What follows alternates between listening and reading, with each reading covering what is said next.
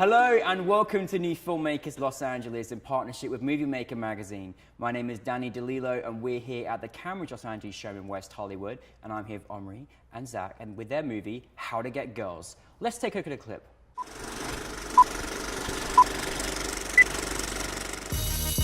This is America, and in an American high school, if you're not hot, you need something else to get popular.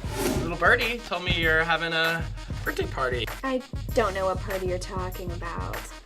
Oh my god, Kimberly, I just got the invitation to your birthday party and I'm so excited! Kisses, mwah, mwah. Oh.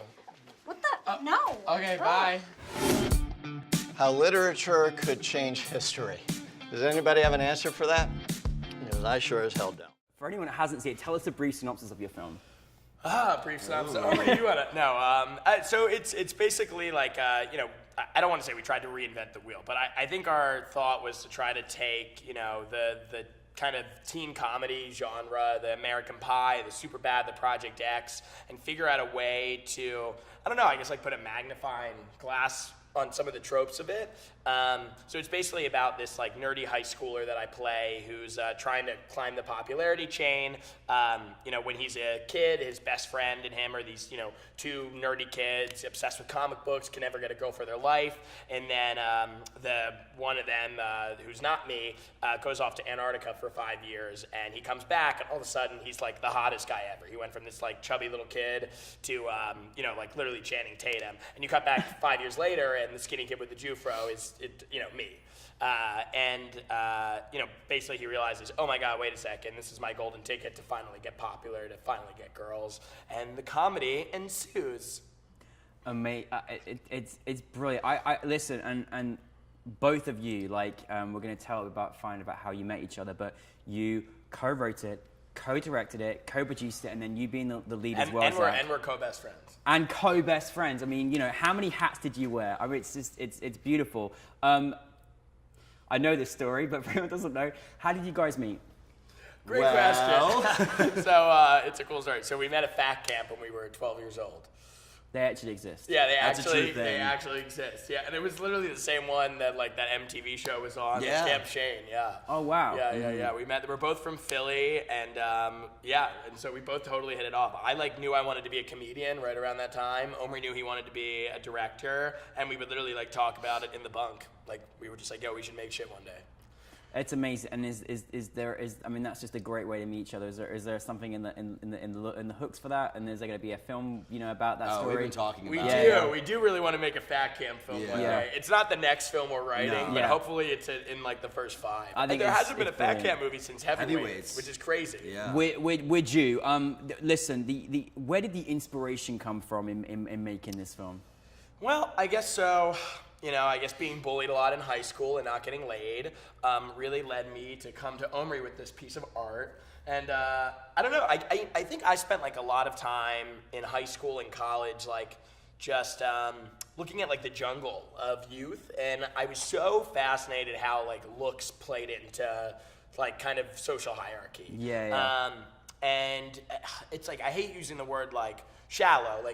I don't think young people are necessarily trying, but I think when you're young and insecure and everybody's kind of lost, I feel looks are an obvious way for people, it's a biological way for people to kind of understand how everything is. Well, oh, the really hot people, they must be cool, know, and it's partly societal. And I spent a lot of time thinking about that and how all right, well, if you're somebody like me, I came to high school and I was the new kid, nobody knew me, and I was this skinny kid with a big Jufro, and I got bullied all the time, and it was this idea of all right, if you're not, the quarterback, or you're not the Abercrombie model of your grade, how do you kind of make your way? And so we thought this movie was an interesting way to, I guess, kind of show how looks kind of can play into the popularity chain. Yeah. Well, I mean, what was also so amazing is that many people are scared to make a feature film. It's a very scary thing to make because you really are. It's such a lot. And then I saw your feature film, and literally, as I felt too, I felt like this was the new modern age 2017 American Pie new style teen comedy, and I really felt you guys advocated that with the great writing and the great direction, great acting. I was so impressed.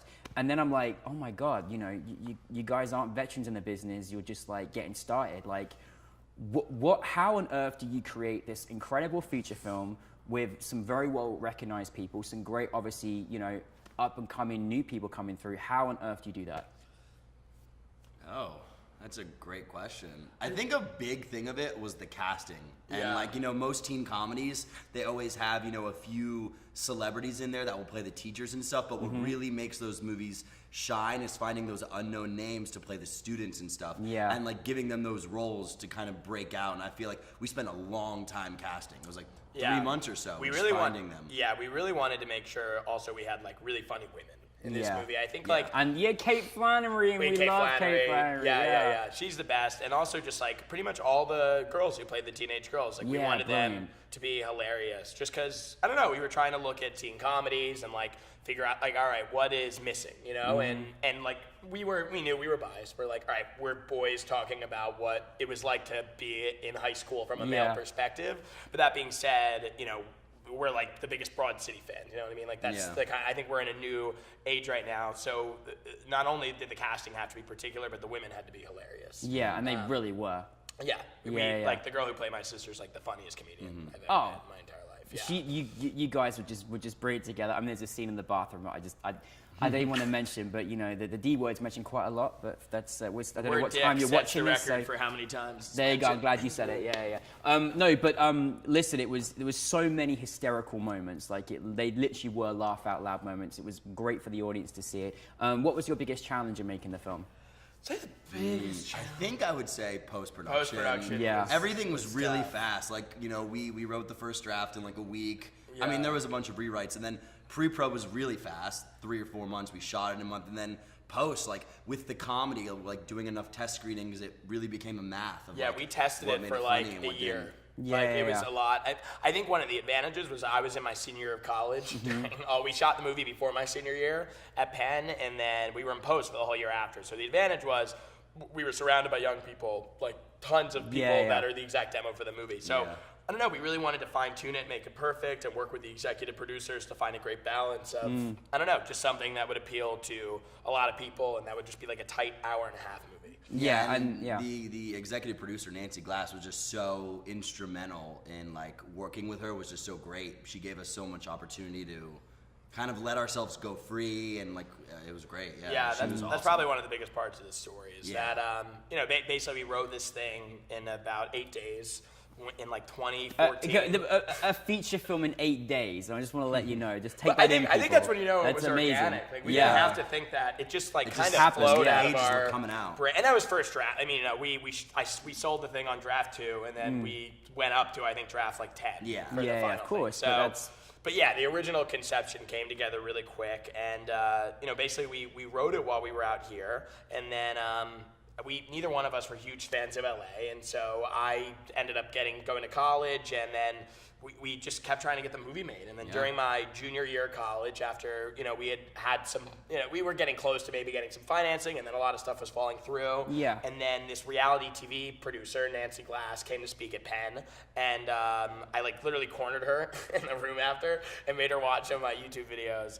And I think she thought I was stalking her for a minute. There was literally a security guard like right by the door that was like double checking just to make sure that I wasn't harassing her. And she just really dug my stuff. And that meeting, or that interaction, I guess, turned into a meeting at her company, and that meeting at her company turned into a couple meetings at her company, and within a few months we had this thing greenlit. And I will give Nancy Glass credit. She's an adult, you know, woman, and I would say that's probably like, you know, not the demo necessarily for this movie, and she just totally understood what we wanted to do from day one. Well, it's great because I felt like your film gave a very clear vision of what you were trying to create, because people are responding so wonderfully well to it. and rightly deserved. Obviously, over here to have meetings in LA, and that's amazing. I think something also very, very important too is that yes, Los Angeles isn't necessary for everybody, but doesn't mean that you can't go and make amazing films like you just did, and in your hometown, for goodness sake. I mean, that's fantastic. What a great light! What a great light on Philly. I told you they're gonna make this. Is that the new Atlanta is happening in Philly? Hey man, we hope, dude. Philly filmmaking's fucking putting awesome, out man. there for you. Philly is an incredible place. There are certain times when you have people that together, everything and everything else, but you guys have just got like an infectious camaraderie that just, you uplift each other, and that's the most important thing. Like, you can just totally tell. I'll be talking to these guys, in their 70s, and they're like, it's 70 feature films down the line, you guys are still working and making amazing film together. How important is that? To kind of have that trust level that you guys have to make it work together, because obviously it's funny. We were talking about this. Like, we literally have never argued once. Yeah. Like, not once. No, on set or during we've writing not had or one fight during post-production. anything, We just like. I think we complement each other really well. Yeah. I mean, it's cool. Like, it really is. Like, I think we have a very similar taste in comedy. Yep. Yeah. And I think we both just kind of make each other stronger because I don't know. Like for me personally, like, I'm not super interested in like shot listing and all the cinematic aspects of film, and that is Omri. Like, that is what he. And so we're coming at it from different places. Like, in post, like, if there was one dick joke that got cut, like, I wouldn't sleep at night. Like, I was literally like, I couldn't sleep at night thinking about that dick joke that got cut. Great quote there. Yeah. But and that's what I think about. Like, I'm pretty much coming solely from a comedy perspective. Yeah. And Omri's on the same. Like, we'll watch the movie and Omri will be freaking out because there's like a green screen on and it's just like, so we're looking at things from different angles. Yeah. And we have to, and because of that, we really trust each other. Like, I trust Omri's taste, I think, more than anything. Yeah. Thanks, man. There's a lot of love in the room here. A lot of love in the room. It's very exciting. What's it like to have your feature in front of an audience here in LA? What was that feeling like? You obviously had some of the cast here as well. That was amazing. It was pretty surreal to was see really it play cool. in the theater. It tested really well, man. People were laughing. We were like, we did our jobs. I keep saying the word test. I guess that was the first. wasn't a We test, literally it just was real. finished, so I guess that was the first. There's no more testing. That's the movie. That's That's it. I guess it played well. Yeah. It's So hard that's to really release your good. film baby to the world, Yeah. isn't it? Yeah. It's the closest we'll get to giving birth is Pretty through much. film. It was exciting. I mean, me and Omri are both such like perfectionists, and I would say we're really hard on ourselves creatively, and we're so proud of this movie. And I think that was one of our biggest fears was like, are we going to be able to get a product that we're really proud of? And I feel like the world needs to see this fucking thing now. Honestly, I go as far as saying it's one of the best, modern day comedic features, independent level I've ever seen. Like, it's really, really fantastic, and the fact you guys have created that together is just brilliant. And you're just getting started, and I think it's really wonderful. What is next for you? We got our next movie. Of course I have. Yeah. We can't give away any details yet, But because it's, you could steal it, and then we'll have to sue this entire fucking company. Yeah, exactly. That's not It's good. a raunchy action comedy, though. It's an action I wouldn't comedy. expect anything less. Big action comedy. Yeah. And it's cool because we really, people seem to like How to Get Girls, and we actually had no clue what we were doing. Like, we had never made a feature. So I think the greatness about what you've got, I think one of the most important things that you both have is that you have a fearless factor, and you go and get it. Which is great. So many people were sort of too scared to, the fact that you cornered that woman in the corner. But at the end of the day, it's like, you've got to put yourself out there in order to create what you just created. Because look what just happened. You created a feature film because you were persistent and because you followed you have through. to. You do. I think it's also just important to like take everything with a grain of salt. We had a lot of people reject this movie. There was a lot of times where we were really close to getting the movie picked up. With funding and stuff, and then it fell through. And then it fell through. When I was still out in LA, I had a manager who wouldn't read the script for months, and then she read the script, and then she was like, "Cool, go write your next movie." And I was like, "What?" And she's like, "Well, write another one. Nobody makes their first movie." And I was like, "But I want to make my first movie. We need to make this thing." And I didn't listen, and thank God I didn't, because if you did, then we wouldn't be sitting on this couch with you today. No, I in think, this furniture store. Does your audience know this is in a furniture store? I know, you would never have I guessed know, that. it looks like a It's so fancy set. I'm amazing. sure It this will get changes cut every out of single the month. final thing. But Yeah. We were going to go and sit on the bed, but we didn't know what. You should turn all the cameras around so we can see. Yeah, this is an empty furniture store on a Sunday. And, it's the quite facade's wondrous. down. It's quite wondrous. Now, obviously, you know, you guys have got it there, you've done it and got the T-shirt. Now you've made your first film. People are kind of looking out there and thinking, how on earth do these guys do it? What piece of advice would you give to anyone that was out there wanting to go out there and be a filmmaker? That's a good question. I would genuinely say, and this isn't just to suck your dick, I would say that like you should find people that fill in your deficits. I would say that's like you don't have to be amazing at everything. Yeah. You know, and even like just like you know the stuff we were just talking about with me and Omri and how we complement each other. But like even on set, you know, like I don't necessarily know a tons about like set design or lighting, but find people that are really good at that and pay yourself up because not everybody has to be good at everything. So I think you just need to find people that maybe share a similar vision as you, but can come at it from an angle that you wouldn't, because that's when you're going to get this. You know, whole movie isn't just me and Omri. This was a collaboration of hundreds of people. That's right, absolutely. What about you, Omri? I think you got to go in, you know, just in this day and age where anyone can make a movie or anything with a camera, is that you have to just kind of go for it and not be afraid to fail. Because if Zach and I were afraid that we were going to fail throughout this process at any moment, like something could have happened and the movie could have not come together. But you just have to go in with like the blind faith in the project you put together, and you have to just go 100% with it, and then just hope everything kind of falls into place. And, And be like, I don't think naivety is like the worst trait. No. I think it's okay to be a bit naive because like we're completely different people before and after this movie with everything we've learned and just you know. yeah, Well, but and you won't stop. We won't stop learning, will you? So whatever movie you make. But anyways, I think you guys are just wondrous, and I'm so excited to see much more of your work. I'm so excited to see how to get girls develops as well. You will learn a lot. You don't learn how to get girls necessarily, though. Yeah. Most definitely. But no, you guys did a fantastic job. Thank you so much for being Thank here. you so much. Thank you so much for having us. Dude. We're coming to Philly. Pleasure. We're coming to Philly. Yes, Yeah, dude, please. next time.